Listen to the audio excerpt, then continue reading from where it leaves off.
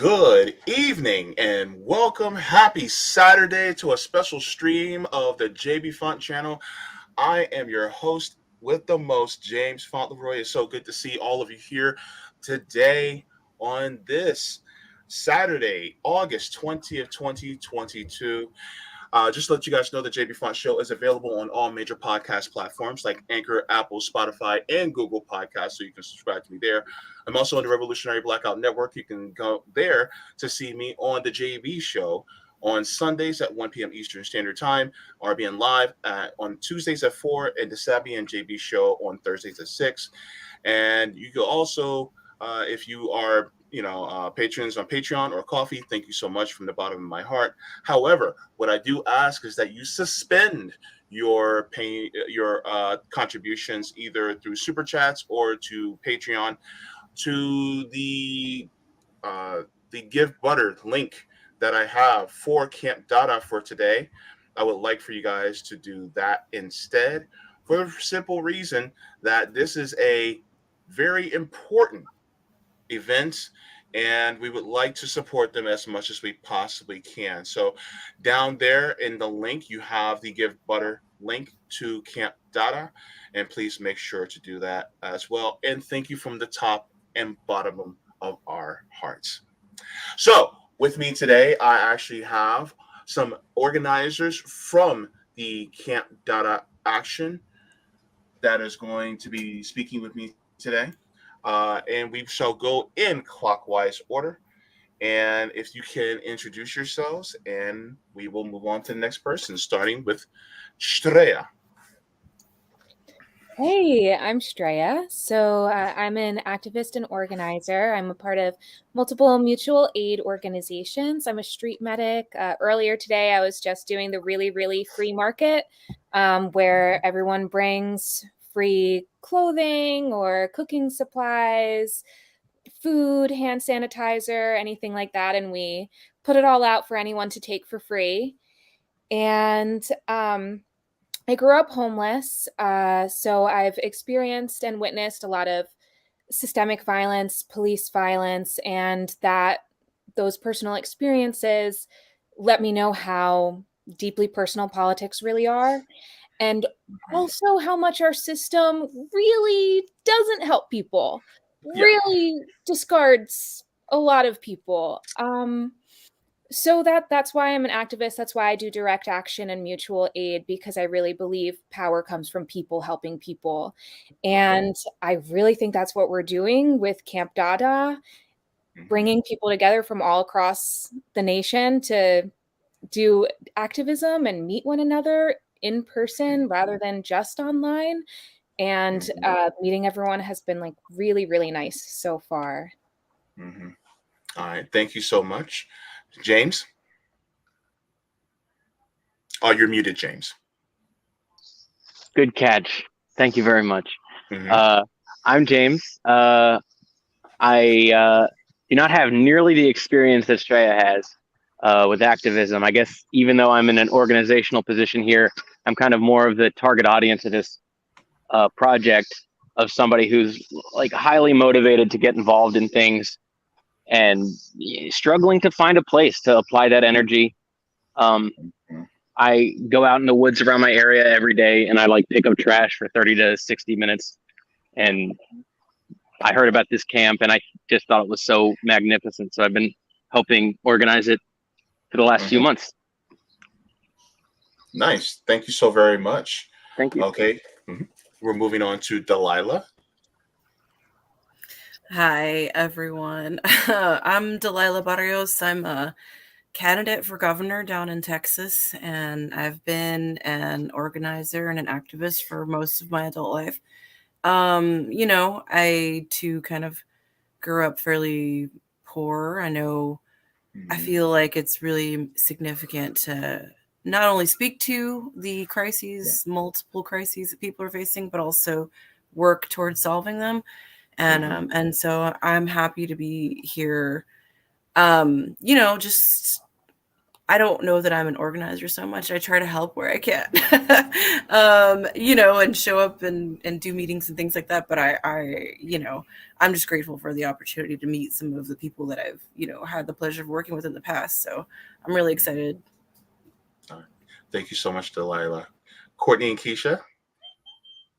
Hello, what's up? Good to see you again. Hey, we're the Banks sisters. I'm Courtney. I'm Kiesha. And we make content online, sometimes political, sometimes more social. But we got involved because we're on a panel with Sabby Saps, who's also coming to the camp. And she was getting together women, and we started talking about healthcare. And so that's kind of how the idea developed. But we haven't done any organizing, I think, like in this capacity before.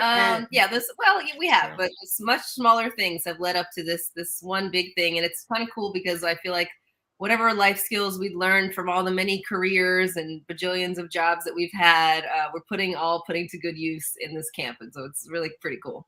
And I've been a counselor in training, so it's pretty much going to be totally fine. Just in training, though. Didn't make it to counselor. I worked at Living Social and led kayak groups, if you guys remember Living Social back in the day. So that's my cred. So basically, we'll send it to Zainab on that. In good hands. So basically what the Banks sisters are saying is we have experience. I love it. All right. And last but certainly not least, we have Zainab. Zainab.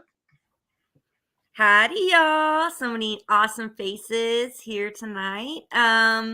So I am a journalist and activist, been doing this about a decade, 15 years of restaurant work experience before that. And now I'm between jobs, but still getting at it and doing what I can to help in between that. So just like the rest of us, struggling all the time and want to see something done, and really excited about Camp Dada as we'll get into taking things offline and in person, and what that can mean, because, getting to meet people in person is very important to building camaraderie and building something that will last. So I have been so grateful to have worked with these awesome folks for the last few months, and it's been a treat. And I just think it's a little magical moment. So thanks for having us on. Bibbidi bobbidi boo. You said magical, so I just sorry. I am silly as hell. But one of the things that I wanted to, and thank you all so much for those introductions. One of the things that I wanted to ask, and I would like for you to, each, give me what this means to you. But first of all, to anybody who doesn't know, what is Camp Dada? What did the idea originate from? And how did it come about? If you guys can give that explainer there, whoever feels comfortable that can start. Sure. So a brief overview of how we kind of came together was we were, working with a panel with Sabby and talking about healthcare, and then there was another group of people who were trying to do a healthcare march in DC. And from that, we kind of had a live stream where we did some. We were brainstorming in real time of what we could do and how we could shift this and what would be the best option. And we somehow landed on, from Lucy from Blue Moon Red Wine. Shout out to Lucy, one of our organizers. But Lucy suggested, why don't we go somewhere where the rich people are instead of going, to places where they're obviously not. And especially in the summertime. I mean, honestly, Congress has the most amount of vacation days, way more than we do. So we landed on the Hamptons, and they have a lot of rules there. We're not gonna get arrested, but we're gonna do our best to make an impact. Yeah, and so the theme of the whole goal of the camp, basically, the best thing is it's not tied to a political party. It's not tied to a policy. The goal of the camp is for us to come together and build bonds and work through some, questions that we do debate online, but are not always best served with just talking online, because you can't tell people's tone. You can't, hear nuance. You can't really get somebody's full perspective. So that's the main goal, is to get people together around a campfire to talk about some of these things. But I think people who join later as campers, if you guys want to jump in about what drew you to it or what stood out. Mm-hmm. Yeah. I can add that I'm really excited about that because people have different agitation tactics, and I noticed I had that skill early on. And so I think it's really fun to meet other people and like what works for you where you are, and how effective can you be, with what you have, like what are your resources and things like that. So I think these are honestly just really essential life skills that we're going to need going forward. Like I'm very certain there's going to be a revolution here. And I think that it's important for people to understand that you don't have to be, a seasoned veteran to be able to contribute and contribute in a meaningful way. And that's part of why camping with people is really good at team building, because you are all able to contribute and you're all able to learn what you're good at. And that's a really important life skill. Yeah, thank you so much. If there's anything anybody else would like to add to that, or because I do have a follow-up question. Okay, so my follow-up question is this event relegated to just people on the left? Is this a leftist event, or is it just a general event for people that are basically sick and tired of being sick and tired? Straya, if you can answer that. Yeah, so we're bringing people together without labels on how they identify politically, but around at least 3 specific issues that we agree on, which are the importance of stopping climate change, and healthy environmental relationships with nature, ending like medical debt and student debt, and general strike. Okay, thank you so much. And as far as Zainab, you are a journalist, so you'll be coming at this from a more journalistic perspective. Will there also be any type of I guess say reporting on the ground from as an organizer perspective? Is there anything going to be going on in that aspect for this event too? Well, I don't know how much we're going to be recording. Some folks are going to be recording some things while there, and then be able to share set things such as the fireside chats, because there's going to be fireside chats, which are going to be awesome conversations about the 3 points that is the big main focuses, which are healthcare, climate change, climate action, and general strike. Because we need housing, we need healthcare, we need to save our planet, and workers need to be treated better. And so we'll be doing that. There'll be some sister actions. I won't actually be able to come, so I'm a little bit heartbroken over that. I have a medical issue. I'm going to try to, though, guys. If I can make it, if I can get in the procedure early, I will come and join you. But there will be some sister action online, and for folks like me who maybe have a disability or something come up. So we will be doing that. And then, yes, reporting after. So I'm going to be like, you guys take a break and send me in your stuff and I'll post whatever you need, because it takes a whole team. But hopefully, we'll be able to see and hear what it means, and then people will go forth and multiply and do their own later on. So I'll stop talking now and let some other people weigh in. Yeah.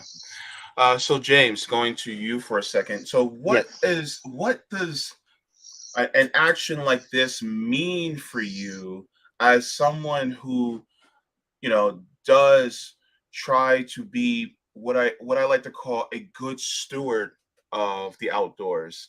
And because we see a lot of what has happened, and a lot of part of the drive for actions like this is because we see and we observe what the environment is going through. We see and observe, what the powers that be have done to our environment. And so there's a lot of people a lot of city boys like me, we don't get out there like we should. Okay, I'll just put it that way. And so for people like me, that's have kind of more of a disconnect. What does this mean to people like you?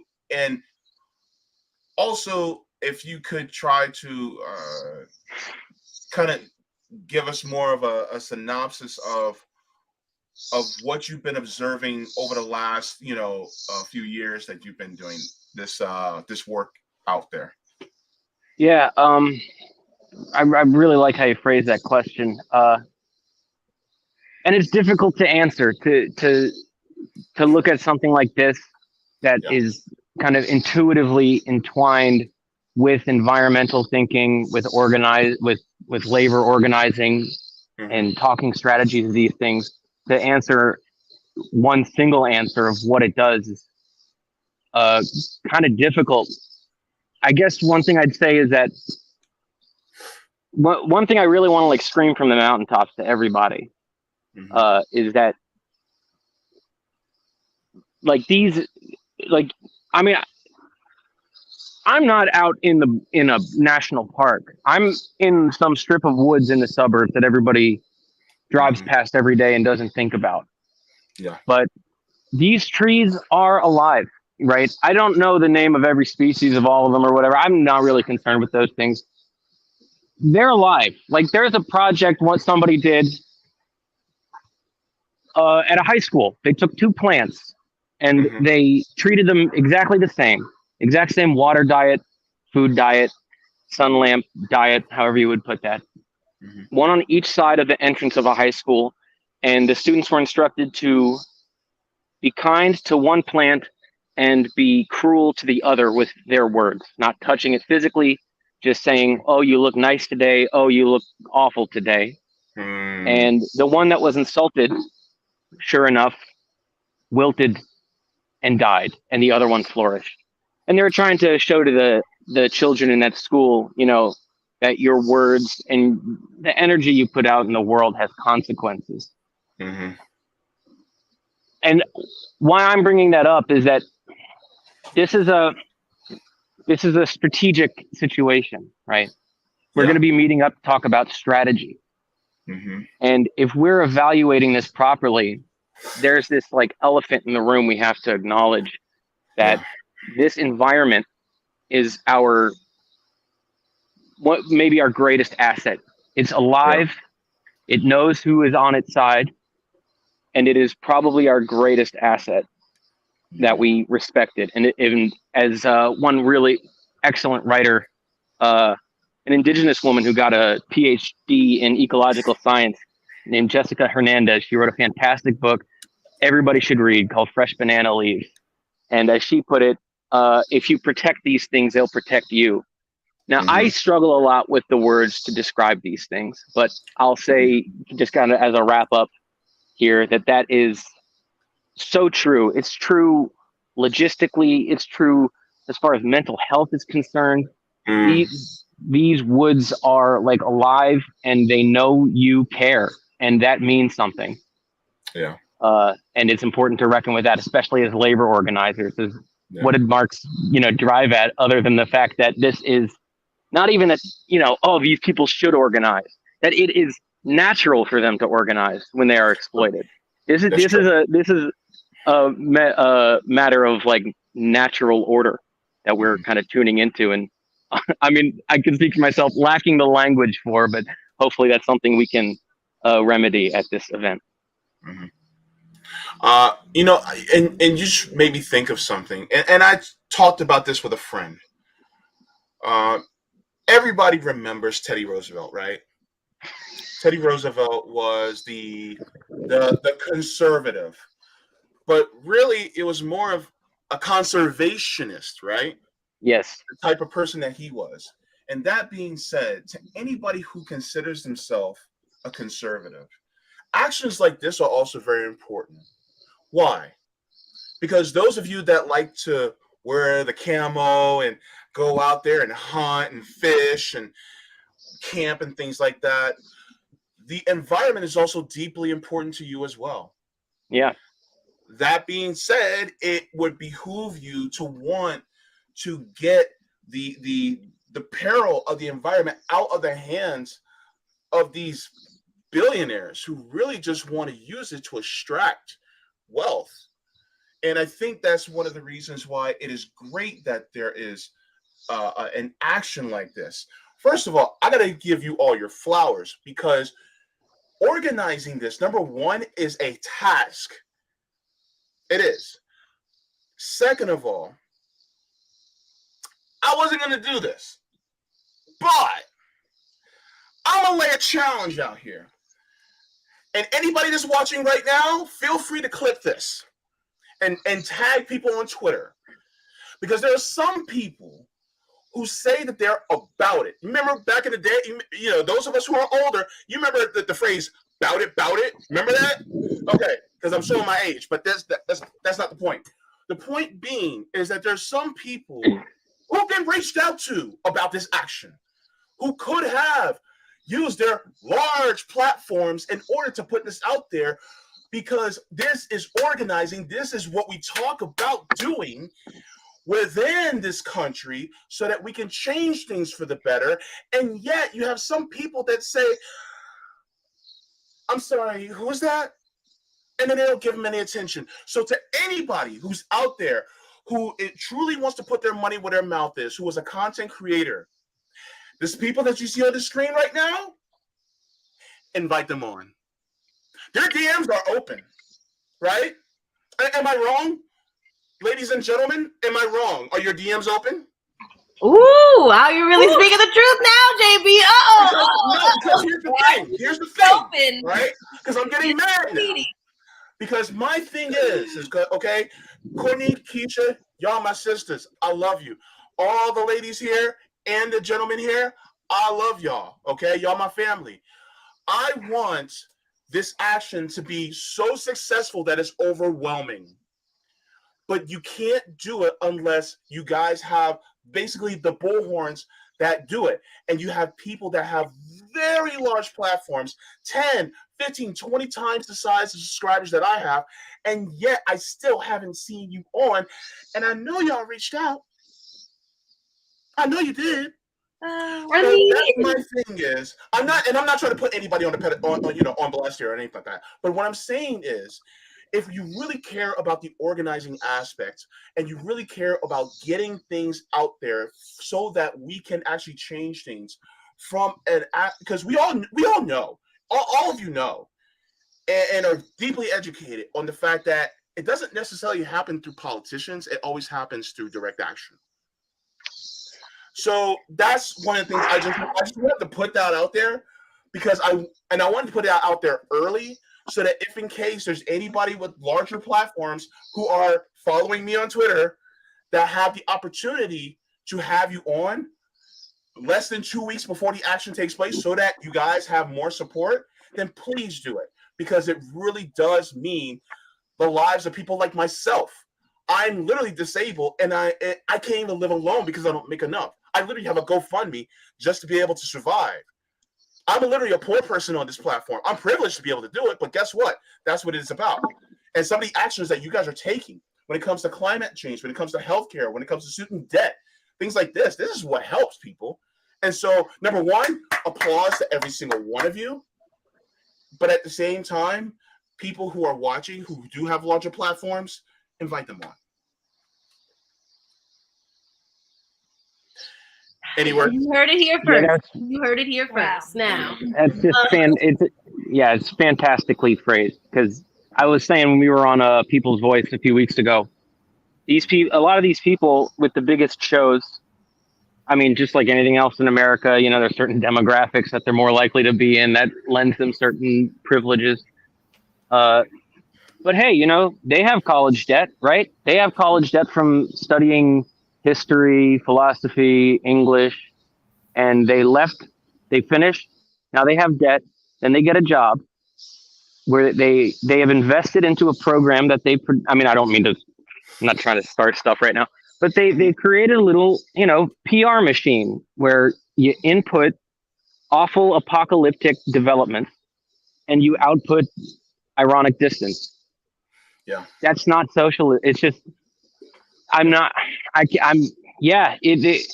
struggle with the language for this, but you're so right. We have to put our foot down. This was not an issue when Bernie Sanders was Yes. campaigning. These people were doing whatever they had to do to connect their name to that campaign. They were maxing out their donations to that campaign. Good. Okay, that's what you were doing then. Now what? Yeah. It doesn't stop. You know, the final, I was just saying today, the final James. privilege. I know. Yeah. I'm sorry. I wanted to say that we did get a donation just now. Two donations. So oh, thank yay. you so much. Yeah, thank you guys so much. Wow. One was a big one for $500. So that's amazing. Yeah. Wow. That is going to help. Thank you all so much because it's a lot of people going, and some people have never been camping before. So we are getting sleeping bags and tents and everything for those people. So wanted to just say thank you for that donation. Thank you. Sorry. Go ahead. I was just going to add to what, like, I was really moved by what you said, host James. I was really moved by what you were saying about, like, the situation that you've been forced into as a disabled person, and that, like, disabled people being homeless at a much higher rate than a lot of other groups. And people don't realize that, like, being on a fixed income, like, you're not living it up. That is not what is happening.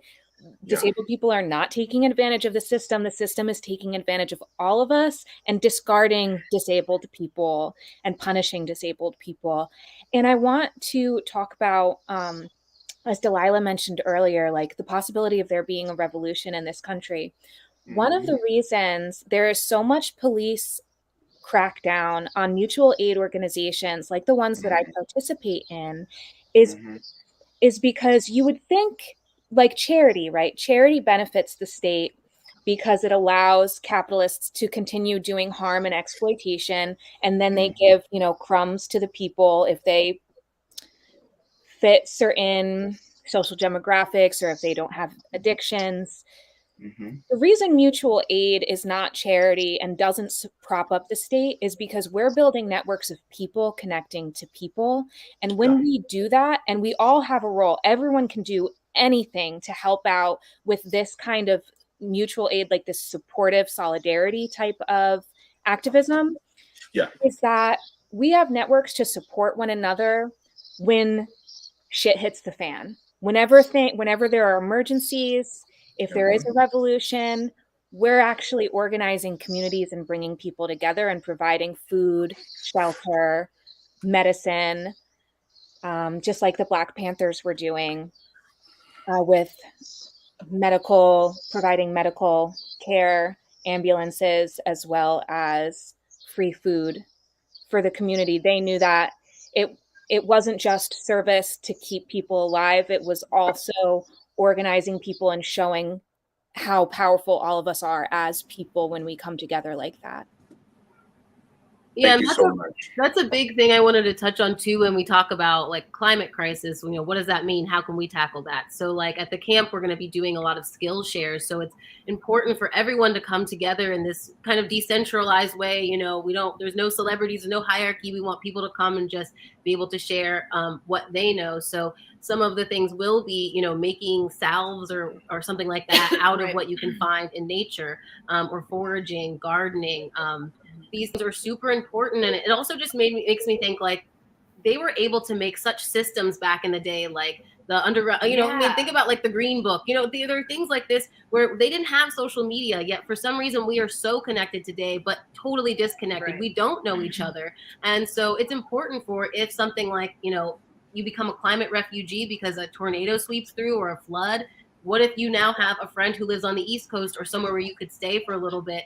I just think that there's so many of these systems, community systems, that we are missing on the left. And a lot of it is because we are working class and we're constantly working. So we don't really have time to even make them. So I think that is a really big point. Yeah, the community and the systems that we're building, it's just like that first step. Yeah. And I'm going to be going to you for this, Delilah, because as somebody that's running for office, looking back at what Bernie Sanders said, one of the things that he always says is, we need to organize. He said it like that. And so everybody talks about, well, we need to organize. And here's my thing. those of you who are watching, it's happening right now. This is what it is. And my question to people is, what are you doing to support it? So, as somebody who is also part of this organizing, is it like pulling teeth? Is it like herding cats when it comes to things like this, Delilah? Like, what have you been observing so far? That's a really good question because being a third party candidate, the media does not. You are very inconvenient to them. You know what I'm saying? And I think a lot of us truth tellers on the left are also very familiar with that. You were speaking to it earlier. Media does not support the real organizing, the real grassroots energy, and the work that needs to be done. They want to just kind of capitalize on these systems and not really ever provide any real change to people. And so I think that's, it's when I talk to other candidates, sometimes, and I try to be friendly with a lot of other, like, I'm not just exclusively helpful to Green Party candidates. I try to, balance it out and just speak to the fact that a lot of us are censored.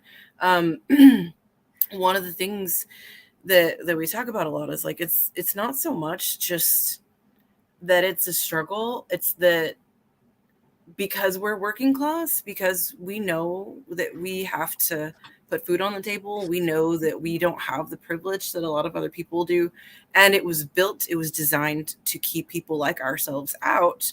It's not so much like, the struggle is universal, we all share it. It is the determination to do so without the blessing of the corporate parties and without the consent of the ruling class, because they're the ones keeping most of us down. So, it's a very valid fight. It's not easy. But, it is, we're so dedicated to it because it's what needs to happen. So we all need to be working towards, in my opinion. Thank you so much. And Zainab, I'll be going to you for this next part. This question is that, a lot of times, we as working people, we do not have the support, of the media at large, right? You and I, we see this day in and day out. I'm still consider myself a baby in this space, but I see that, they never really have our interest at heart. And so, those of us who are in independent media that are talking about actions like this, we're doing our very best. One of the questions that I have is, what do you personally hope to accomplish with this action? Because I know you're not going to physically be there, but as being part of the organizing of this action, it's kind of like setting up a baby bird and letting it fly, so to speak. What is your hope that happens? What is the goal that is set for it? I think that one of the things we talked about early on, I know I talked a lot with Kiesha and Courtney about this, and Lucy, when she was talking about envisioning it. One of the things that brought us all together was that there's news outlets like RBN and a few others. Jordan Sheridan's been going on the ground talking to people. And then there's a few, but there's a whole lot of the debate me bro culture. There's a whole lot of the, that whole thing going on. There's a lot of the politics, like we got the Bernie boom and bust. And then it's like politics. There was we love the squad. They're going to save our, then there's the hero worship. So what we were finding is, hush, Ella, she agrees. What we were finding is that we're not connecting to each other, right? And Delilah's in our women's group with us with Sappy Saps too, so we did kind of connect there as well. And connecting with each other and being able to talk and having those in-person spaces, we kind of drop that hero worship. We start to critically think. We start to allow spaces where we can have nuanced differences. Because, I'm telling you, there's not just cancel culture in certain ways. There's cancel culture on the left. If one person's a socialist and another one's a communist and another one's a democratic socialist, or this person likes this podcaster but doesn't like this podcaster, all of a sudden we're like canceling each other over everything, and we're literally starving, getting kicked out of our homes. We don't have health care. Like, excuse my language, but Twitter is toxic as F, right? It's like, it's a toxic shitstorm. And so being in person, being able to think critically, talking to each other through these different things, getting out of our heads a little bit, and all this, people are always talking about theory and stuff, but actually talking about what can we do with co-ops? What can we do, like Holy Rome, building the benches? What can we do to bring food in? What can we do, to help each other in our own communities, to support each other? What can we do for survivors? I'm working with a few people to help, survivors. Delilah is one of the ones that's helping with that project. So there's a lot that we can get done outside of electoralism, and we have to get out of the hero worship, whether it be pundits, whether it be politicians, whether it be celebrities, and we got to start talking to each other. And hopefully I feel like Camp Dada like embodies that. We're like poor people going to occupy the freaking spaces in the Hamptons, like we're taking up your bitches' spaces. And Okay. we're gonna commute. Yep. Thank that. I love the points that you made there, Zeneb. And Straya, I see you nodding your head like you're like, yes, girl, yes, sister. Say it with your whole chest. I think you wanted to add to her point, because I saw you. I was just like, yeah, I was nodding along too. Yeah. So much of it is like we can create community with one another. Yeah. Empowering each other to be empowered as ourselves where we're at, right? True. So in these mutual aid networks that I work with, people of all different abilities and backgrounds can participate in whatever amount they're able to, based on, maybe they have to work, maybe they can't work, maybe they can't be around people, right? But you can cook, you can be part of the cleaning crew, you can work from home, like working on spreadsheets, doing organizing. You can offer just like, sometimes people will, whenever someone got COVID and they had to quarantine, people would cook meals for them and drop off the meals at their door, no contact, so everyone was able to contribute something. And some people come every week because they have that energy or that time. And some people help every few months, and it matters. Isn't that, Straya, part of the phrase, each according to their ability and according to their need? Yeah. Is that? Yes. Yeah. From each according to their ability to each according to their need. Yeah. Thank you for correcting me, but yeah, I appreciate it. As far as James, I'm kind of continuing this question. What is it that you also hope to succeed with this action of Camp Dada? Yeah, I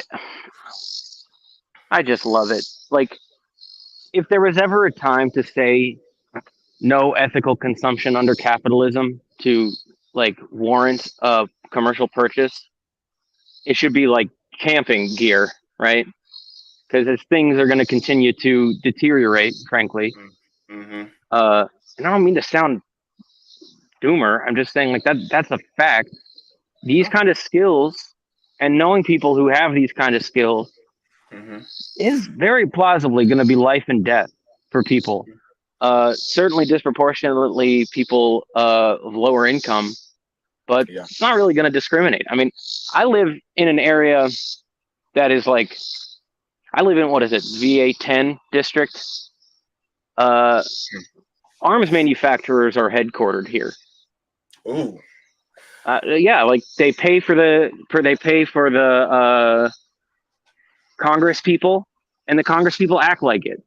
And people are saying, oh, the 60, 70 and counting billion that's been sent into Ukraine hasn't gone towards any development. Well, any self-aware resident of Northern Virginia is going to disagree with you there, because all that money, the trillions of dollars over the last couple decades. It's been developing here. These people really think that they're like that. These things don't apply to them. Like, and it does. You know, there's just there's just no getting around this. Like, and one of the most like pragmatic, really like serious suggestions I've ever heard from anybody who would want me to call them a comrade is to say, you know, we should, you know, simultaneously while learning these skills, speak to these people, like obstruct their view of the beach, you know, that they paid so much money for, that they think, you know, they think that the money that they spent allots them this piece of like God's creation or something. It's ridiculous. Mm-hmm. And I have faith, honestly. That's the only, I mean, I'm atheistic, but that's kind of the only word that I have for it is faith. I have faith that some of these people know deep down that this is not healthy for them. I mean, Sure. let alone the fact of what's going to come from it. They know better. I mean, I know that sounds crazy, but I heard this group, I mean, people from the RBN sphere saying like, yeah, let's go in these people's faces. And yeah, you can go. I mean, ask Rome. I was sending the guy. I don't even know the guy like IRL, but he's got DMs from me from like months ago saying, "Look, man, I know this sounds crazy, but these areas, these higher income areas, in my instinct, my intuition tells me that they are the most vulnerable to actual like labor organizing tactics, to actual messaging, because they're not hearing it ever. Like that is such an important thing. And now and that exact sphere was who said it, you know, like RBN of all people was saying it. Mm-hmm. Heart, that's You're so yourself with funny a book. because that reminds me of I was working on some of our like merch, our t-shirts, and I made one design that says rich people are not smarter than you are. Okay, because rich people are idiots. They have no idea what they're doing. Think about all of the skills that all of us have. They would be nothing without us. So of course, like, let's go there and get in their way, because all they're doing is ruining our lives with their stupid ways. Yeah, and one thing we're asking about, like what we hope to get out of it, or some of the goals for the camp. I mean, when you were talking about supporting us and stuff, some of the things we've heard a little bit is like, oh, this is grifting. You're paying for a vacation, you know, something like that. Yes. Oh, what? Wait, that made me go a few octaves with that one. Well, what? Yes, we've heard it all. But another one we heard was like, well, there isn't an organization attached to this, so it's not a real thing. And I think that's one thing I really hope that people get past, because what is this gatekeeping? You know, like it's crazy. Like, we are the power, we are the people. All we have to do is come together. We don't need somebody's signature or sign off to say that we should do it. And the fact that other people who claim to be like radical are like, actually, is there an organization? It's kind of baffling, and it makes you think like, oh, you don't actually want to do anything. You know, right? Exactly. If people are gonna say that this isn't attached to an organization, so it's not real, then the American left is not real, because there is no because where is the organization? Where are the logistics? Where is the human network? Yeah. This is how it starts. Don't discourage people from just taking action in their lives anywhere it's needed, right? Also, like, yes, this is not a hologram. We are real. So just wanted to verify that. James is not, Outdoor James is not showing a simulation of the woods. Yeah. If it is, it's in 4K at least. Real 4K. And there was a point that Delilah, that you wanted to make regarding what James was saying. You know, and this kind of goes in line with, you know, the discouragement. It kind of flows with that discouragement of, you know, organizing, like when we're trying to organize, or, you know, as you guys are trying to do, and then it gets discouraged because there's no standard bearer of a organization attached to it. And you want to speak on regarding police state. Yeah, I think it's an important point. Let me just go back a little bit to what Zaina was saying earlier about the savior complex. So that, like, I'm a brown woman, I'm indigenous, I grew up in Texas my entire life, and I'm constantly being told by people on the left to drop out and make space for the white man.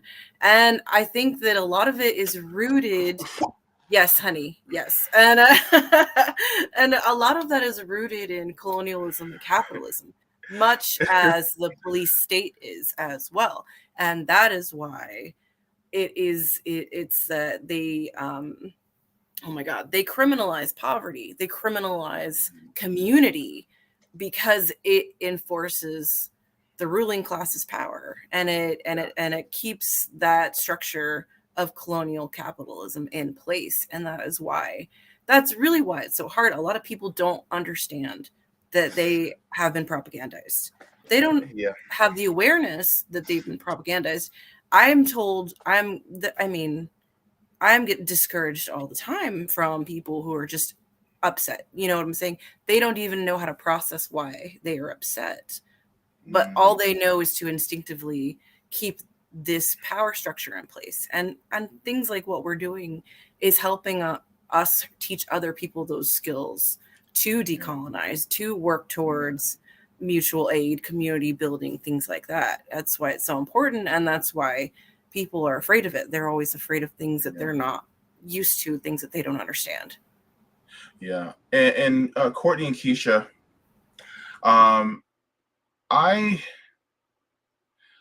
get frustrated because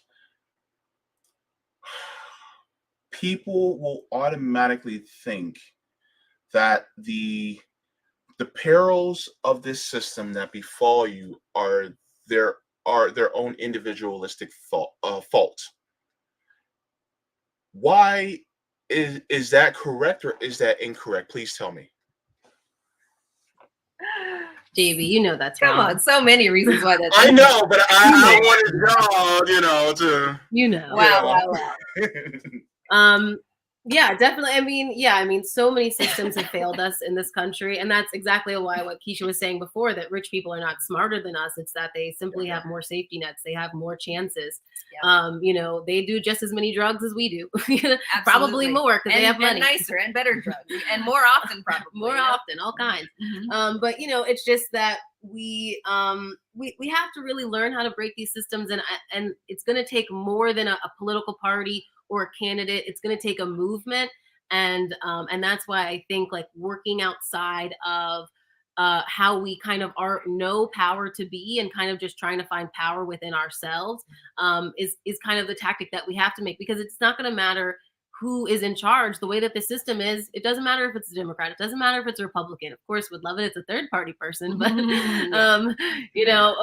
it's between those two, we're getting the same results, and oftentimes with the Democrats even worse, because people stop paying attention.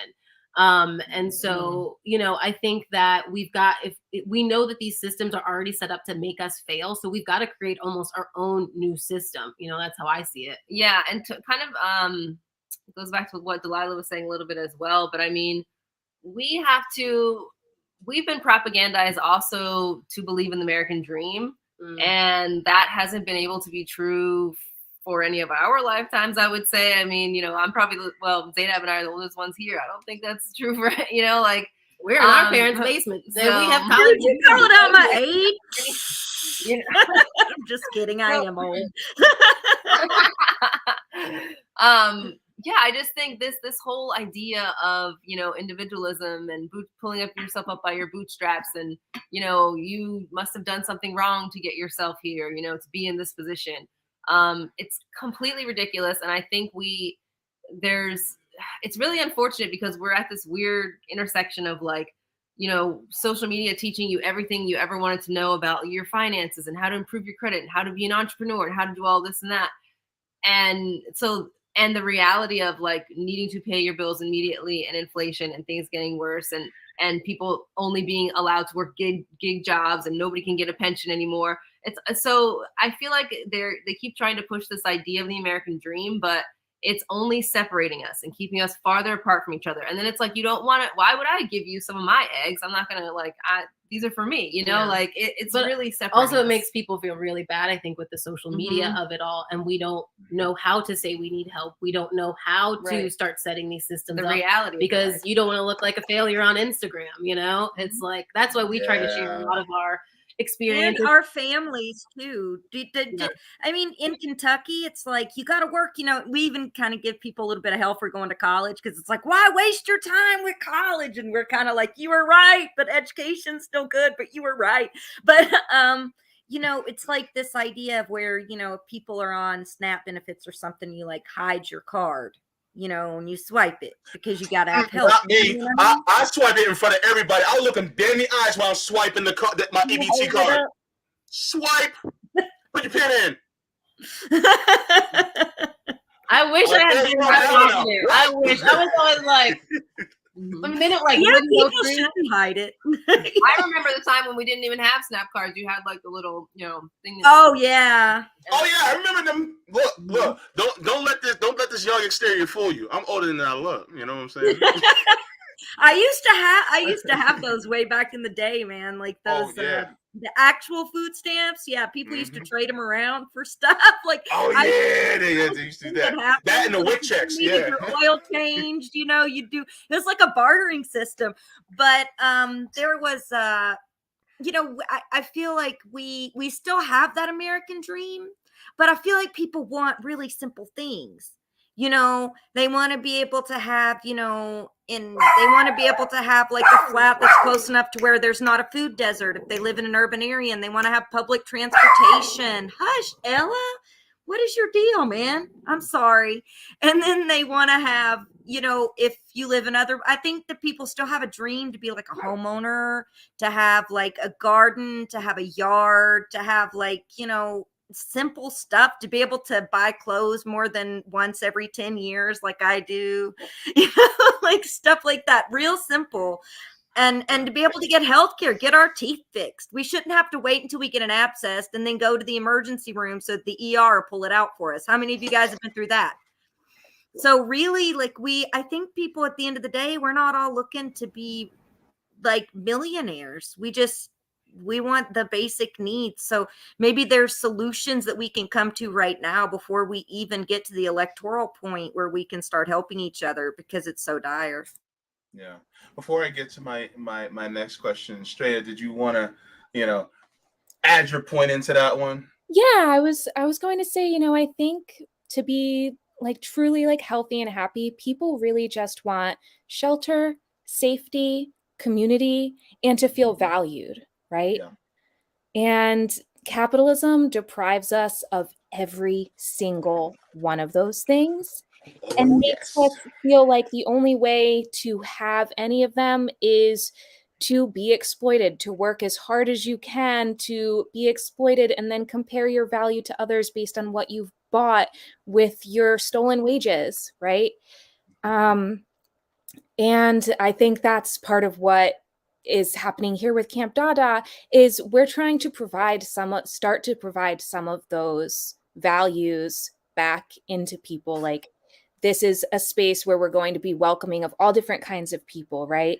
And also that like you're valuable, just come enough to like just enjoy the woods, just come to the woods, enjoy them, and you have the value of the creativity to do this art activism that we're going to be doing. Like, that is something that anyone can create and take part in, is art activism, and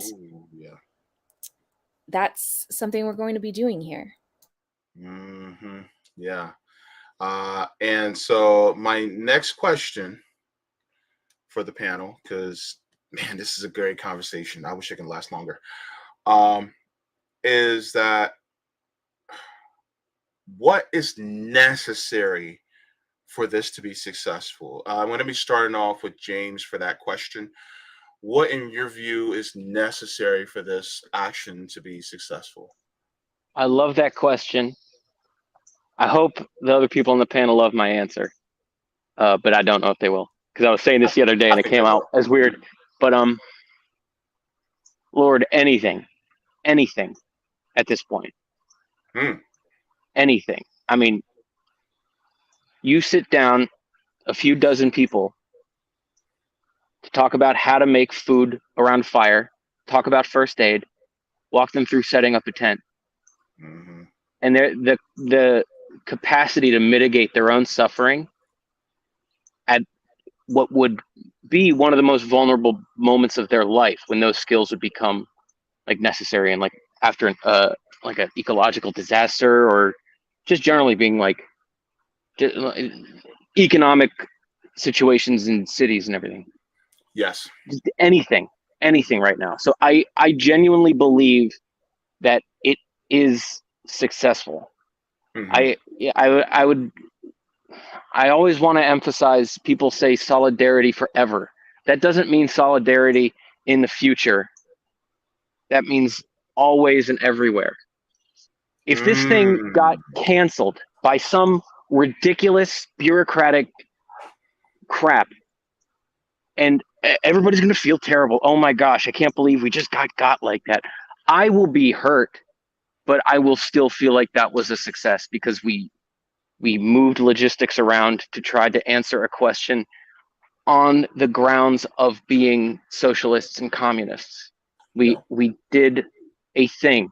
How much of your day, I mean, I'm not speaking to anybody here necessarily, but like, we wake up and we go to sleep. In between that time, we go to work. We're answering other people's questions. We're solving other people's problems.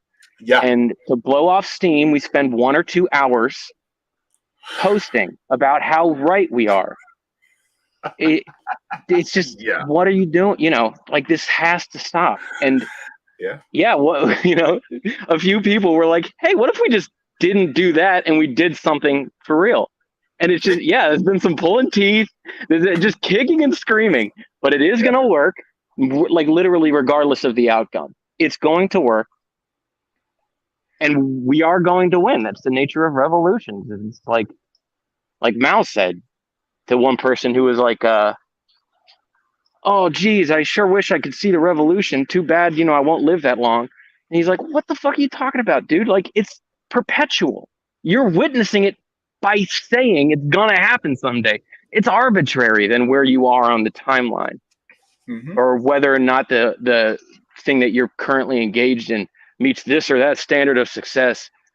No, you're answering the questions that you need to answer for me, like, for the first time in my life, man. Like, it's really moving. I've been out here, like, around like spring last year, I just was like, all right, touch grass mode. I'm gonna stop like listening to all this shit, and I'm just gonna walk around in the woods. And it's just been like hours and hours a day, just like these little strips of woods that nobody thinks about. And it just out of principle, out of like engaging with my community, out of like communistic principles, engaging with my community for its own sake. Well, we're also going to have anarchists there. We're also going to have anarchists there and independents. So just love it. Yeah, I know. My family, I got anarchists in my family. But got it. We're going to have many. Yeah. Okay. Well, just amazing. The first time, you know, it's like the first time anybody, you know, it's like the Bank Sisters and RBN. Like I said once to Nick, I commented on one of the streams, it seems as if this is like among the only content creator spheres on the left internet media sphere where the theme is action, where the theme is taking some kind of action. All right, that was a lot, but thank y'all so much. And I wanted to add a comment on how the Banks sisters brought up, like, these are independents, these are anarchists, these are democratic socialists, these are communists, these are socialists, right? And we don't even need to use the term left, right? But everyone criticizes the idea of left unity, like, oh, we can't have left unity, like, that's impossible, or, oh, the left eats itself. Well, part of why we're fighting each other is because we're intentionally being divided, but part of it is also just, you know, we don't have to agree on everything. We just have to agree on, like, ensuring people's human rights and treating each other with dignity. And then we can have our own autonomous communities where we take care of each other according to our principles and our values. And everyone will have a place, and everyone can have a place. And we can create that kind of world. And as far as like making the revolution happen or whatever that might look like, we can collaborate where we agree and diverge where we disagree, and we don't have to kill each other online or cancel each other. Like, it's okay. It's okay. Food, water, shelter, they're like universal, and we all know that they're going to be like reduced in the access that people are going to have. That's all that should matter to anybody right now. Like that should be everybody's top priority, is like ensuring that for their community. Yeah.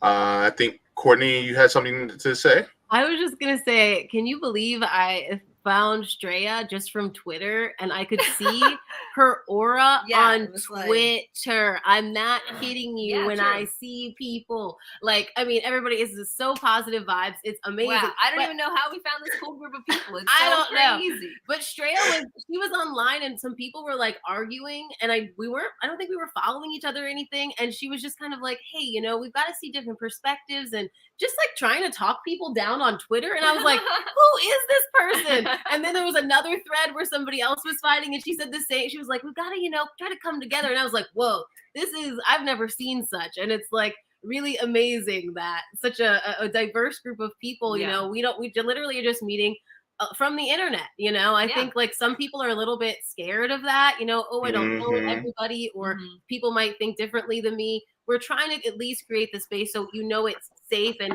we're not going to be discriminatory or this group can't come or anything like that, but where we can make it so we know that it's a safe space, so we can actually talk about these disagreements where they may arise, so we can talk about different strategy disagreements, and know we're all coming from a place of love and trying to be proactive and get some progress. Yeah. Whoa. Amber is the color of your energy. I saw an I'm going to karaoke after this, so let's warm up, guys. Let's warm up. I saw an argument on Twitter the other day. Somebody posts a picture of Fidel Castro, and they say like, "Oh my gosh, somebody's a noob to like anti-imperialist, anti-capitalist thinking when they're standing for Fidel Castro instead of this guy or the other guy." And it's like, I challenge you right now to look me in the eyes and tell me that making that statement, defending that statement, is what any of these people would want you to be doing at this point in history. Like, oh, Fidel or whichever guy you think is better than him, you get any of those people in a room, they're like, they don't want, like, just work together. Like, we all know what everybody needs, and we all know that it's only going to be a sustained network when we build it, I'm only going to add real quick because it bothers me, because they're always like, this revolutionary guy. Yeah, it's like, do you have no understanding of history and of the women who've been instrumental to revolutions? I'm gonna bring that to camp. So okay, I'm gonna do that when I come, and we can talk about it. No, I think just like living. I'm a healthcare worker. Like, we have people who come in with trauma. We just like go on to try and save their life. Like, I'm very much in tune with our community and what's happening to people, what they're facing, and it's so hard. Zana was talking about having to wait to go to the dentist until it's abscessed. I mean, like, you've got veterans who are treated horribly, women treated horribly, any minority, poor people, all of them, and all of us are suffering very similar struggles, and all of us have, again, like we were saying, very similar needs. So why not work with people? Like, to just, it's our basic instinct to work together to make sure that we can survive and we have community. And every time that you feel pushback or somebody feels inclined to criticize, feel bad for them, because they don't understand that. And that's their problem, not yours. Yeah. And as far as continuing this conversation, which is really good, Zeneb, going to you, what is necessary in your eyes for this to be successful? I think it already has been. to a certain extent. I mean, we have proven people that, yeah. Oh, look at Zayna spin it. No, I don't spin. I'm just kidding. But it has been because we've already brought a lot of people together that I think are amazing. You know, we've already started building those ties and bonds. We've already shown that organizing is possible outside of, you know, the Twitter sphere and the, you know, YouTube debates or whatever the hell we're always bogged down with, and the people that are engaged, you know, because there's hundreds and hundreds and thousands of people that aren't engaged, right? So something like camping could maybe get those people engaged though, and we could reach them if they see us doing cool things. But so with that, I think it's already been successful because it's already brought people together. And so I think we can only go up from here. And I think if people walk away learning from each other, we learn tips. One of the coolest things is we're having, I forget what they're called now. We're having like teaching sessions. And so it's probably called something other than teaching sessions. Skill shares. Skill shares. I was having mom brain. But yeah, there's going to be like even skill shares for like foraging and stuff. I mean, you know, I grew up on foraging. There's going to be talking about how people can like plant, and there's going to be talks about organizing, like all kinds of really cool stuff. And and people from, there's people that are, you know, do journalism and research. There's people that organize for different issues, different topics. There's people that have built co-ops. There's all kinds of people that have done things. And what I love about it is, you know, for the most part, it's not like people with 10 million followers and these massive organizations and all this crap that I was knee deep in before, where everybody's egos got in the way of everything, you know, of actual organizing. Here, people just weigh in, they get stuff done, they work together. If we have a bad time, we pull in for each other.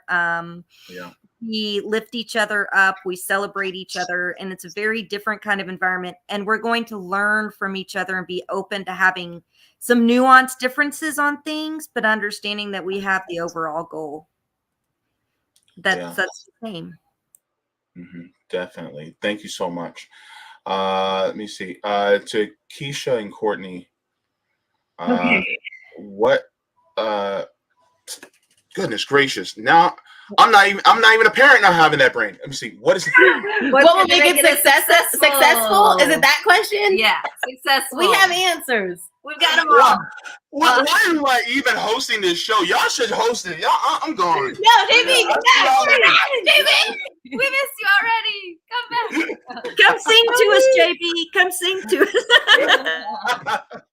I don't want to make anybody's ears bleed, but please, Courtney and Kiesha, take it away. Okay, let's see. What would make the camp successful?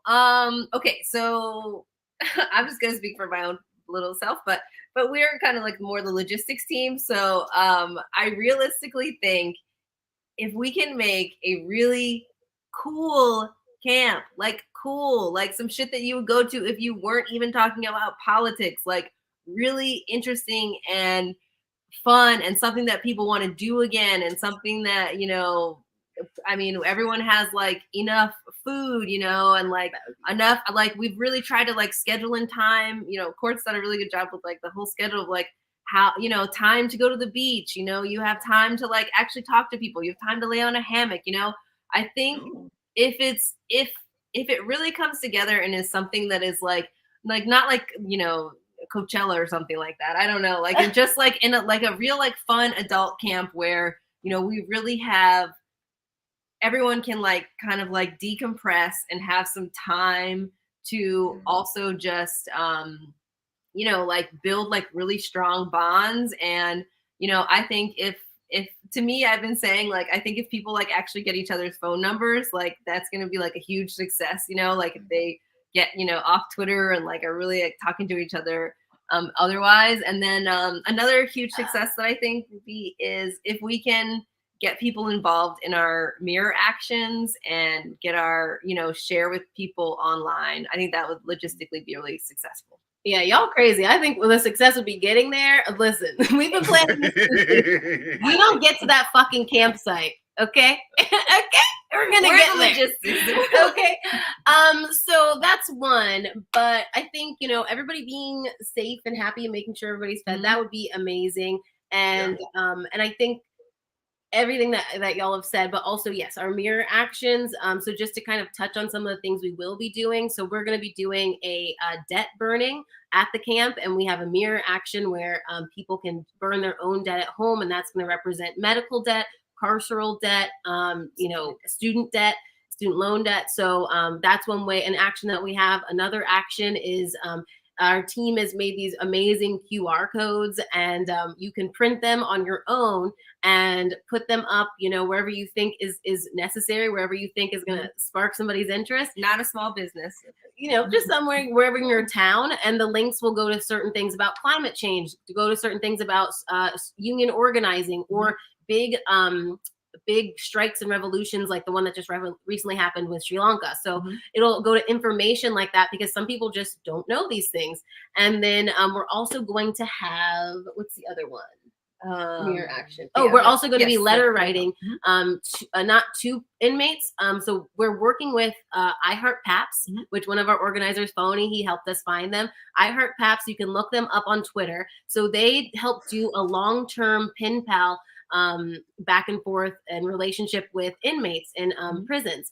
And so we're going to be we work with them. We did a little kind of like training session with them. And what we're going to be doing as a group is we're going to be writing pardon letters. We're going to be writing so that they improve certain conditions. Like, for example, in Michigan, they don't get any time off for good behavior, which is unlike many states. So we're going to be writing these kind of letters together. And that's also something that people can do with us as an action when they're at home. So there's a lot of ways that I just think, getting there is going to be the success, pulling it off, and also passing it on, which we do have plans next week to start. We're going to do a live stream, kind of the same kind of brainstorming session that we had to start this off with.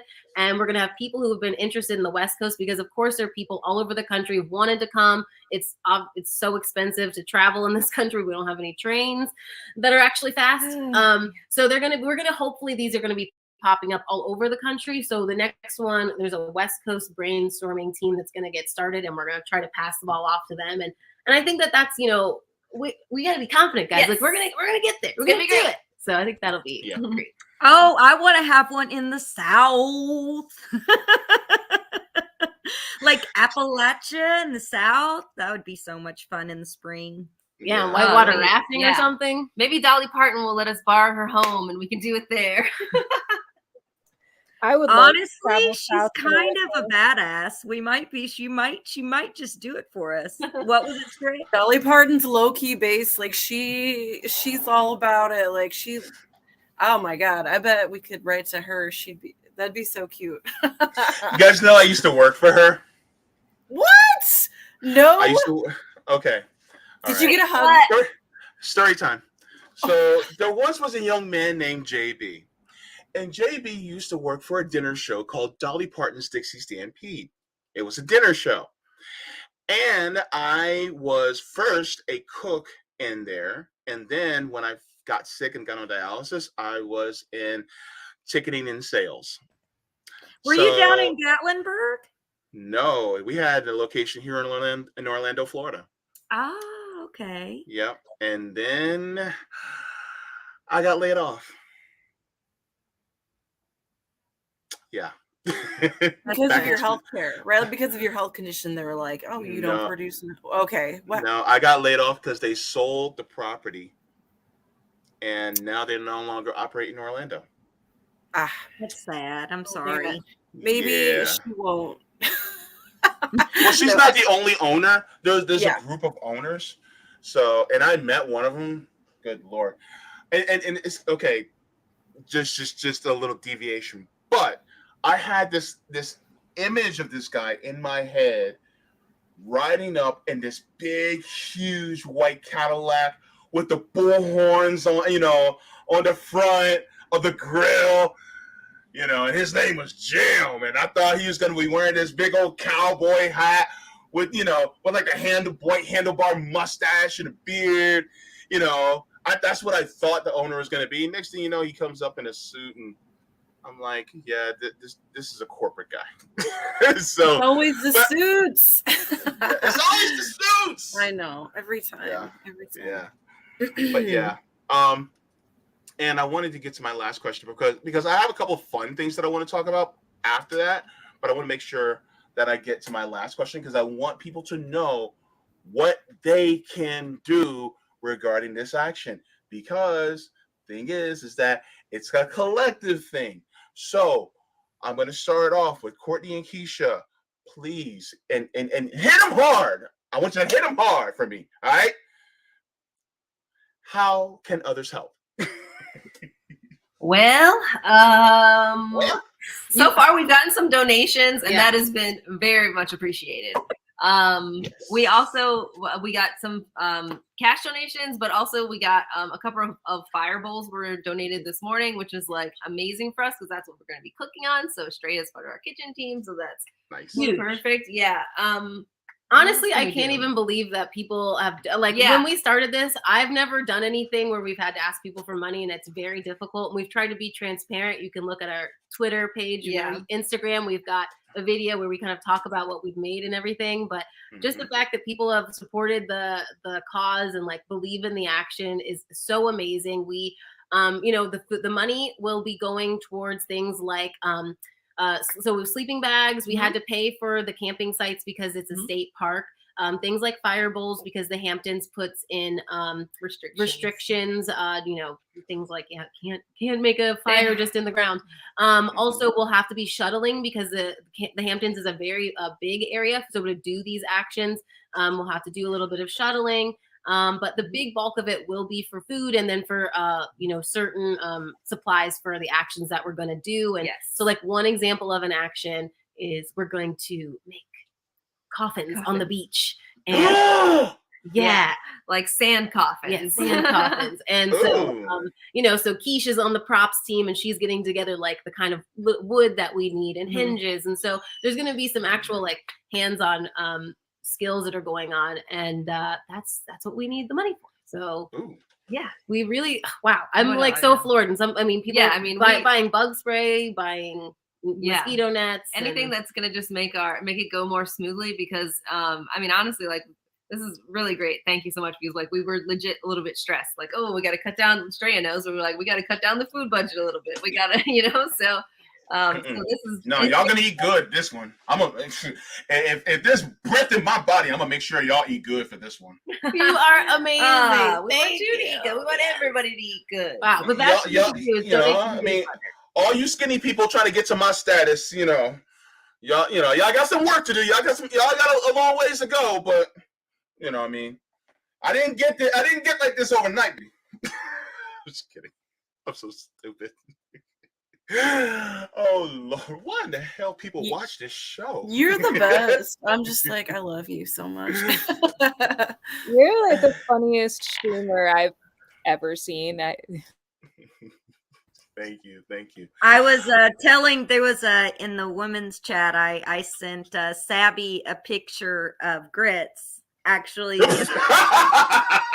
Kiesha and Courtney and everyone was like, what is the picture of grits? The other day, JB and Sabby had a whole debate of whether or not grits have sugar and butter or salt and pepper, and it turned into a whole entire breakdown in the chat. It was the biggest argument I've seen outside of politics in 5 years.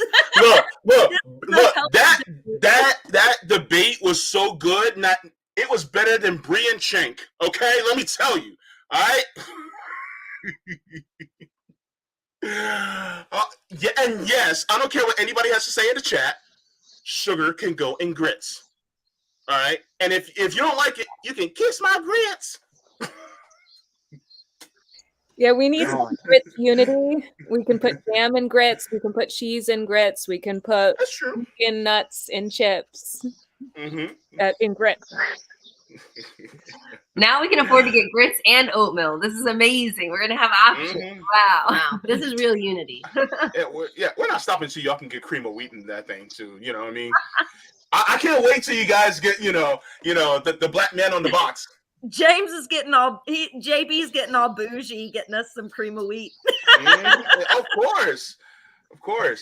And the same question to you, James. As far as the last question I was asking, in what ways can others help? Oh, hang on. Before you answer that question, I know that Delilah also said, don't forget you want to donate the tents.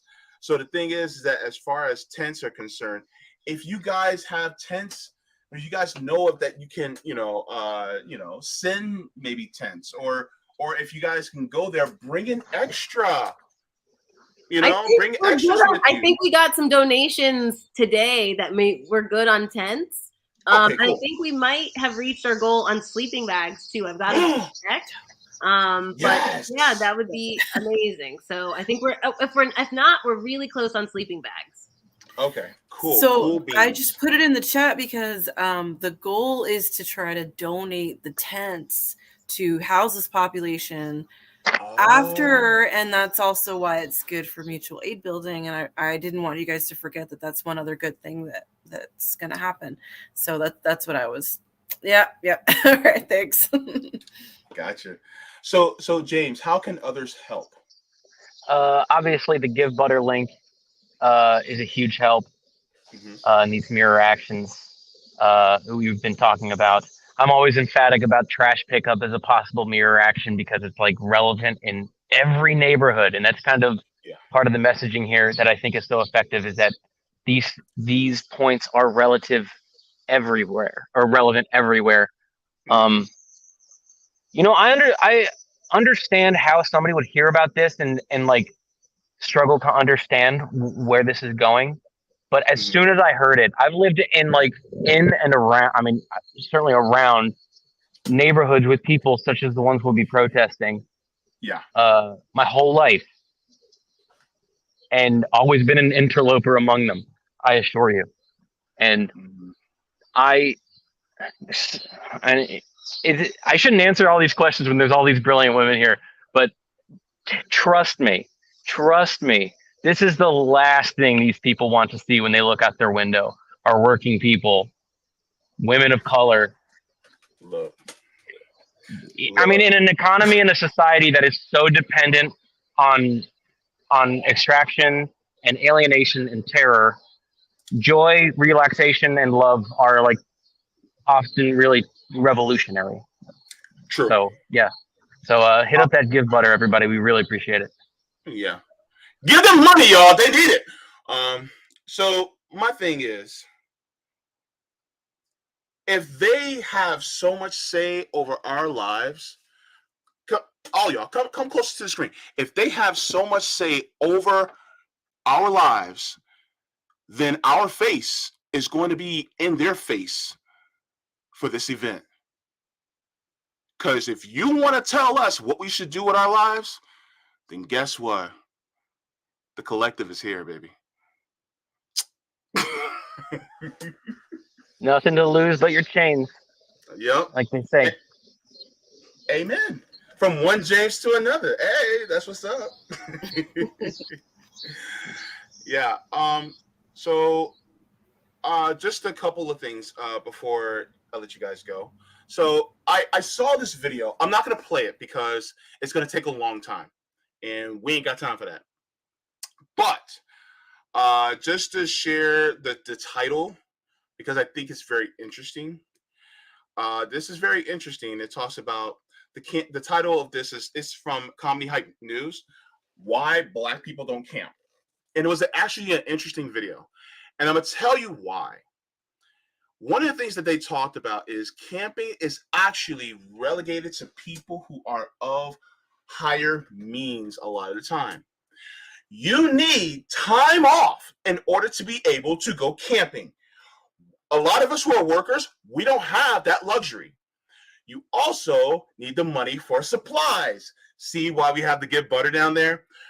That's the reason why a lot of people, especially who look like me, who are from the city, I've never been camping before.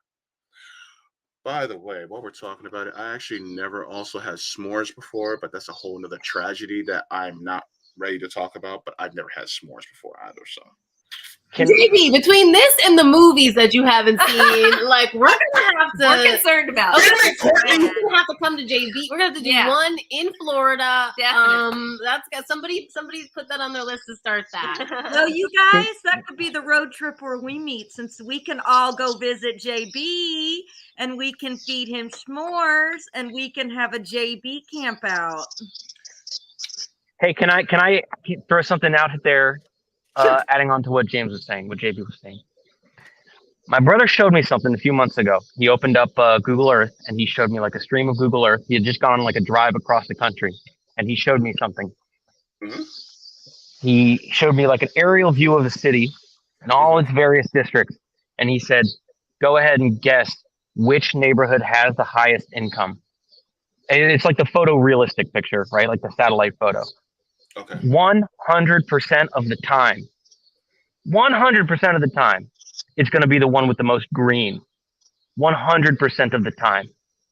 So these folks who have taken it upon themselves to immolate the planet because it's in their interest this week, apparently, they're trying to connect these dots. You know, like they have no misconceptions about the importance of these things. They're putting their money there. They're putting their effort there. We should too. Yeah. I love that. And both of you are touching on something so important is, and something that we have experienced, because we want to do like a debrief of like what we've learned from organizing too. But we have lost some comrades of color because they can't get off work, or because they started a new job, or because of the travel expenses. Yep. And it's like just so heartbreaking, because that's exactly the people that we want to make sure that we're providing the space to come. So I did want to say that we do have a few spots that we would like women of color perhaps to come. If there are any out there, if you're able to get to the New York pulpit area, because you have to pay to get yourself there, but we're gonna have enough money for food, it looks like, and we do have the gear for if you don't have it, so don't let that slow you down or push you back. I know that sometimes I think guys are like more apt to like do something a little like, oh, okay, I don't know these people, I'll jump in, like, sure, why not? Yeah. And I think sometimes for women it's a little tepid waters. So don't, if you've been wondering or wanting to get involved, like James was saying, and like kind of feel like you don't fit into any one thing, like this is kind of for that, if you're searching for something, there's no real stipulations except for like, we're going to fight for Medicare for all. We want to help each other and support each other during the climate crisis, and we want to really organize and understand how we can strategize for a general strike, because it's so important to all of us. Yeah. Just my supplication to any one of you, especially to a lot of people that are the most disenfranchised among us, if you can get out there and support it, or even if you can't, make sure to advertise this in your social media and to your family and friends through word of mouth, and in tweets, Facebook posts, Instagram, whatever you can, because this is deeply important. This is major. You know what I mean? So I just want to applaud all of you. Is there any final thoughts that you guys wanted to put out there before we wrap up? I want to say to people who might struggle to find this accessible, also that like you deserve it. You deserve to take part in this, and any way that you can take part is valuable. And just really, really like you deserve to enjoy your life. You deserve it. Yeah. You see, Delilah, any other final words too? Oh no, I'm just that was such a sweet, like, perfect ending. I'm so glad that we're doing this, like Afeni's always talking about community, and the practice of building your community is so good for you and your community and your environment too, and that's just kind of I'm excited to be a part of it. So thank you. All right, James. Straya said it so perfectly. You deserve joy and love and solidarity and peace. Everybody deserves it. It's the only thing you deserve are these things that we're hoping to build here. So thank you so much for having us. It really, God, I love you. Thank you so much. Love you too, man. Love you too. Seneb.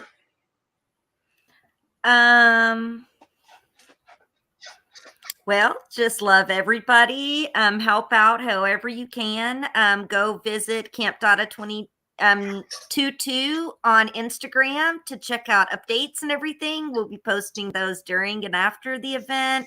Follow us at Info Change Camp on Twitter. They already mentioned the Info Change Camp. It's Camp Dada Give Butter. If you want to donate, and again, sleeping bags and fire pits would be a big help right now. And also a big, huge thank you. We've only got 2 weeks left, so any help that anyone can give right now, like we're really getting down to the wire. But also thank you to whoever has given. Thank you, JB, for platforming us. Thank you to the folks that helped to platform this event in the beginning, shared it on social, came in, shared joy with us, participated with us online. Those who've come to the meetings, like everyone has been so amazing to help get us here. All Some right. people are only able to give like $1, but that means a lot to us. So Definitely. I fully agree. My closers, Kiesha and Courtney. All right. No pressure. No pressure.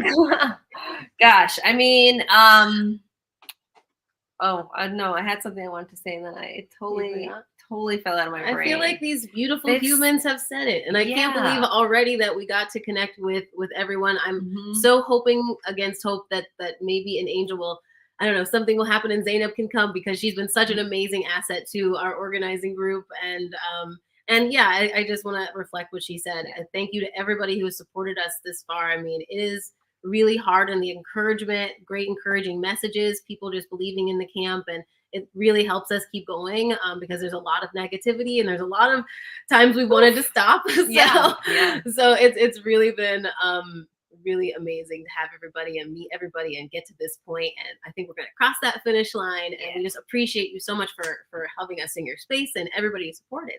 Thank you guys. Yes. And I remember what I wanted to say. Don't doubt your skills. I mean, each of us have really interesting, really good skills. And I mean, how else would we have found out like what kind of skill shares we could do unless people came and, you know, said like, oh, well, I do kind of know how to do this, you know, and just like be willing to share your skills with people and be willing to like seriously commit your time to something. It's really, it's like the only way we're going to get anything done. You know, it's like, you know, just like try to find a group of people that you can work with and be serious and find one little thing to focus on, and, you know, just like make it happen, you know, like don't ask for permission. Don't wait. You know, if you have an idea, just do it, because I feel like, you know, I wish we could do more, but you know, like if you have something, just do it. It's going to be great. You know, we need more people on the left just doing stuff. Yeah, you know? we need more people doing stuff. Courtney and Kiesha have been amazing, and they've done so much, and they're always boosting everyone else up. But you guys, I mean, the work that you all have done so far on this has been so kick-ass. Y'all are amazing. I feel like I'm working with like organizers that have done this for like 25 years, and they just like went in and they're like, got it done. I'm like, holy cow, what the hell? Lucy too, but you guys have busted it. So I'd like to just reinforce that real quick. You know, I think about all the times, you know, Nick is so famous for calling people unserious, right? And you're looking at some very serious people here, and it's not some love. It doesn't become some loveless thing. It's quite the opposite. So, oh my gosh, y'all have been rocking it. So thank you so much for holding out this long. I should be saying that in private, but I love you guys. You've been doing great. Damn, I love this show. Okay, so right now what I'm doing is I'm putting everybody's links in the chat so that you can get in communication with them if you would like to reach out further. Also, in the description, I have Courtney and Kiesha's Twitter, as well as Info Change Camp, which is the Camp Dada official Twitter handle on Twitter. So you guys can go ahead and do that, as well as the Give Butter link is also in the description. So make sure to give butter. Well, you know what I mean.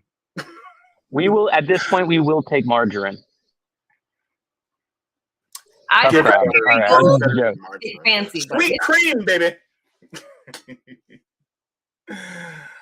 Thank you so much again, thanks for JB. having us, JB. This Take is care. Thank you, so JB. great. All right, we'll talk to y'all later. Have a good one. All right. Mwah. Solidarity. Love her. Bye, guys. All right.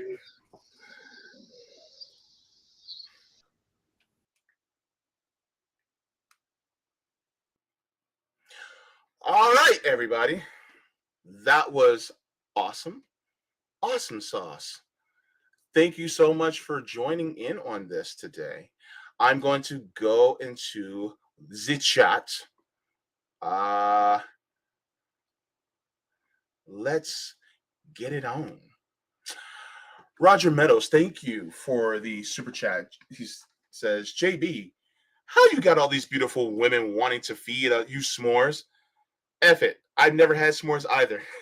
Salt and pepper, butter on grits. Save sugar for oatmeal. Look, Roger. All right. I didn't say you can't have salt and pepper on grits. I said you can have sugar, butter, and milk on grits. I think that's another option that you can have. Look, we're always looking to open our options. I think, personally, that doing sugar, butter, and milk on grits, well, that's just another door open to you, taking you to Flavor Town as you ride, in a 20-foot long Cadillac with a diamond in the back and sunroof top, digging in the scene with the gangster lean, with your grits in hand, with butter, sugar, and milk all up through it. I hope you laughing, man, because I'm so ridiculous. Emo G, thank you for the super sticker so much. I appreciate it. Thank you. Oh my goodness. So yeah, one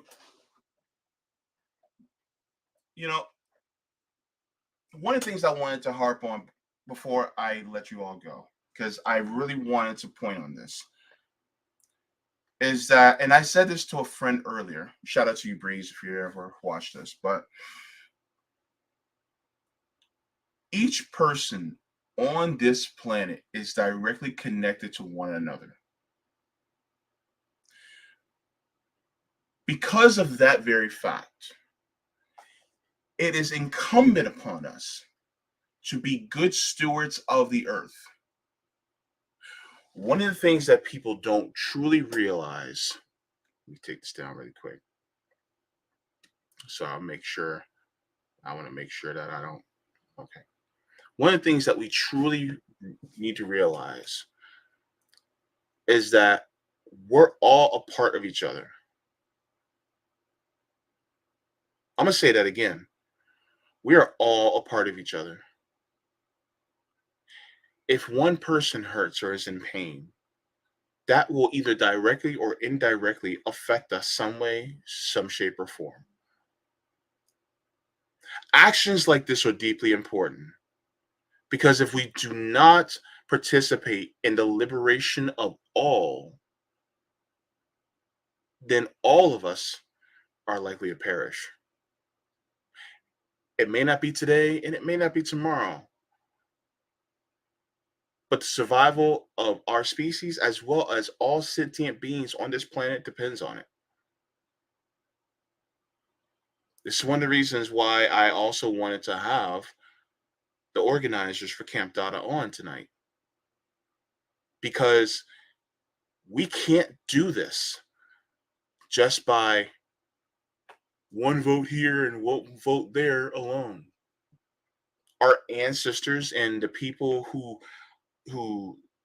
pushed organizationally to get us the freedoms that we have now,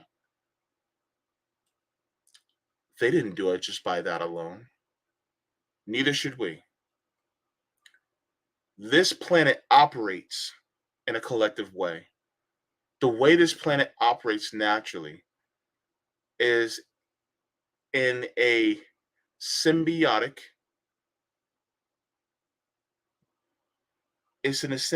way that benefits each other. It is part of our ecosystem. We are not separate of this planet. We came from it, we live on it, we die on it.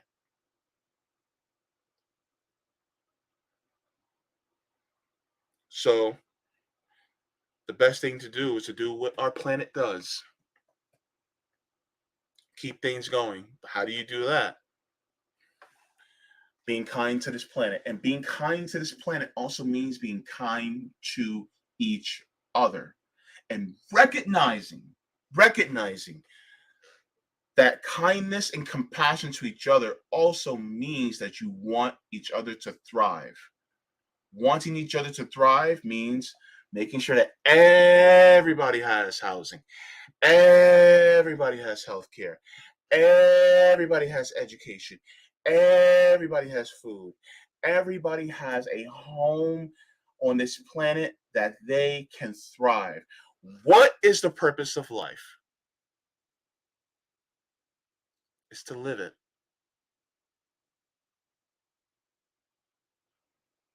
Not to just merely exist, but to live it. If you're looking at this from an individualistic standpoint, you're saying that the only person that has the rights to thrive is myself. When your very existence is by means of a collective action.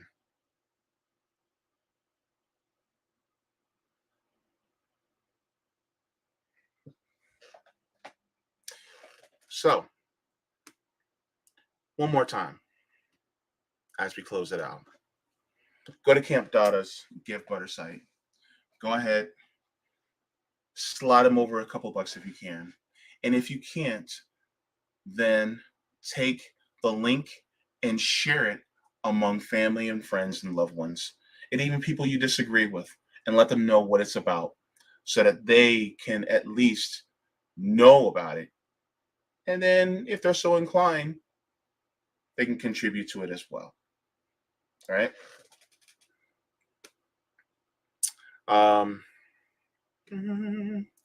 Let me see. Oh, that's what I wanted to do. My brain. All right.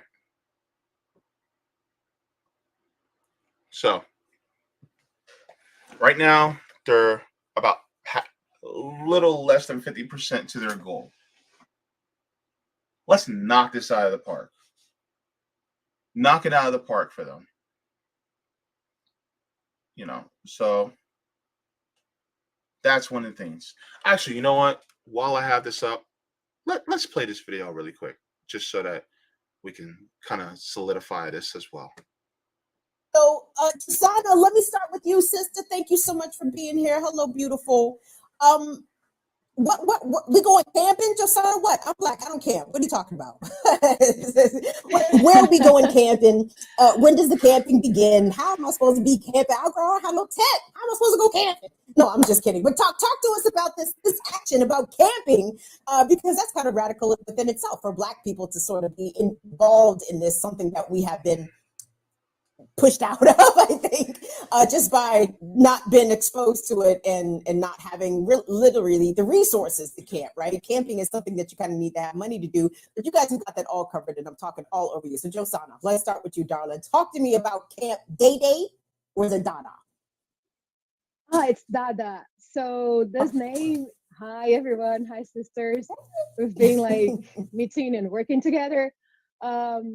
So the name comes from a movement that was like started right before in Europe, right before First World War.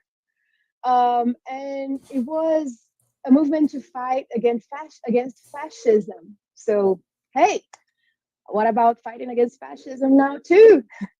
So it's an artistical movement that is, it was created because the artists in this moment, like they were feeling, they were feeling the war, they were feeling the how the nerves were warming up, and they started feeling like they had nothing to offer. They had nothing to create. There was no beauty. So they started connecting, and artists in history were always comrades, right? Um, who created the celebrity gatekeeper and said that that's art is the USA, right? So yeah, artists have nothing to do with celebrities, right? It's completely different. And that was created for a reason, because art is education, is the most pure manifestation of the human being when they observe the the environment they live, and they manifest about it. So these artists per se in the Dada movement, they created this movement and they used Dada because in any language you can say that. Dada. In any language you can say these two syllables. So it generated the modernist movement in Brazil, some other modernist movements in Europe, and we are bringing back this name because we will base our actions in revolution. We will bring guerrilla art. We will bring theater of the oppressor. We will find creative ways to work and to manifest what we feel. And we also want to occupy the spaces that belong to us originally, but we are on purpose separated from that. Like the only way a poor person can be in the Hamptons is if they are rich, or if so. We will occupy um, places that also belong to us with our presence and our joy. It's a thing that Bank Sisters always says, like poor people joy. It's I feel like just our joy per se, it's very to them, because that's the first thing the oppressor does, right? They take away our joy. And like that, we have no will of power, no will of life. So we keep on working. We have to do. So when we take our joy back from their hands, that's a revolutionary act. And yes, I know for Black people in the US, it's a challenge.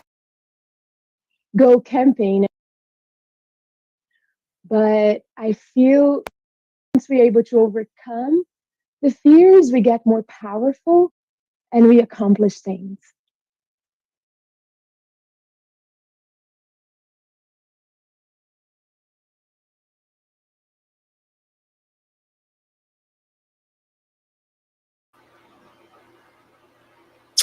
So yeah, please donate to Camp Dada at Give Butter. And I appreciate everyone who has been tuning in. And also, let me do this really quick. Right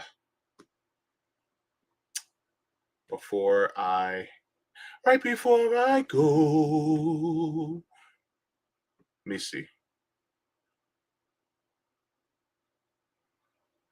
Wait, is this it? Yeah. Make sure I get to the people in Rockfin. So Scott Free says, so it wasn't on Dolly. No, I don't think it was. I don't know if they did a collective decision to close, but I don't know. Scott Free also says grits ain't oatmeal, no sugar. I don't care. I'm putting sugar on mine. Yeah, I will do that. And thank you, Scott Free, for the tip on Rockfin. Thank you, very generous. It says, so beautiful, so worthwhile. We are so much better together. I fully agree. This is what makes humanity strong, is cooperation and collaboration. That's the thing. That's the stuff that keeps us going. And so I deeply appreciate that. And we can't just sit idly by while our siblings in this world continuously suffer. And even the animals and the plants continue to suffer. And then next thing you know, what will be left for our future generations? So this is why it is so good for us to do this. Where a pilgrim says, no J deception, like the savvy section from yesterday when she tried to go into the Rockfin comments. I'm gonna have to show Savvy that I learned that just by like playing around. So I was like, oh, I can do that. Okay, cool. So yeah, so hopefully I'll be able to show that to Savvy. Creative Experiment says camping is a great way to break down barriers. Everyone is cooperative in that environment. In fact, the proof that nobody likes capitalism is that people escape to the forest to enjoy communism. Ooh, ooh, Creative Experiments. Your name says it all. I love it. Yeah. And yeah, I'm gonna get going because I gotta eat, but thank you for joining me on this. It's a privilege to be able to have a platform to be able to, you know, let people know about these things. And so I will be doing my my reading for the next part of Dirty Truths by Michael Parenti soon. So I'll be doing that. So you guys can look forward to that. Also, the JB show is going to be live on RBN tomorrow. So I'll be talking about some things there. And be sure to watch me, as always, on Tuesday at 2 p.m. Eastern Standard Time, whenever I go live.